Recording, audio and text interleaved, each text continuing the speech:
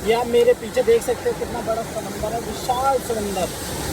इसी प्रकार से हमारे प्रभु यीशु मसीह का वचन हमें इसी तरह से प्रभु का वचन भी बहुत विशाल है, बहुत विशाल है।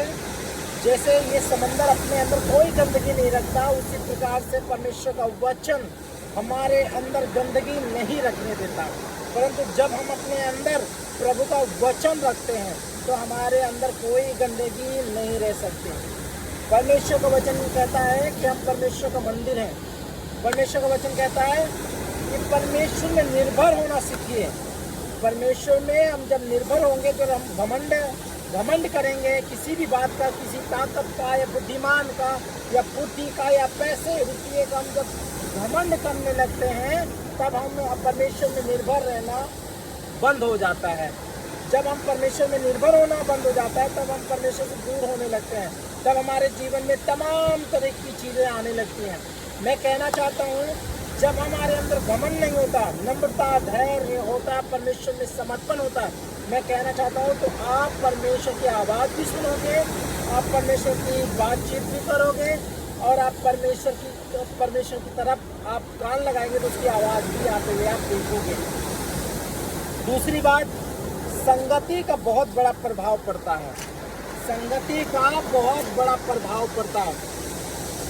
अब मैं कहना चाहता हूँ, एक कमरे में यदि 10 लोग हों और 10 लोगों में से यदि कोई एक सिगरेट ना पिए, बाकी 9 लोग सिगरेट पिए, जब वो जो व्यक्ति सिगरेट नहीं पीता वो जब घर उस कमरे से बाहर निकलता है तो उसमें से भी स्मेल आती है, उसमें से भी स्मेल आती है, क्योंकि उसने सिगरेट नहीं पिया। परंतु अच्छे व्यक्ति को भी संगति बिगाड़ देती है। तो इसलिए संगति का प्रभाव बहुत ज़्यादा पड़ता है।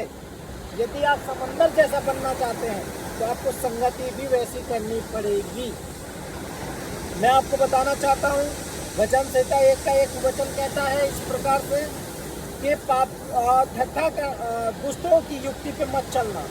धन्य है वह पुरुष जो दुष्टों की युक्ति पे नहीं चलता और पापियों के मार्ग में नहीं खड़ा होता और ठट्ठा करने वाली मंडली के पास नहीं बैठता।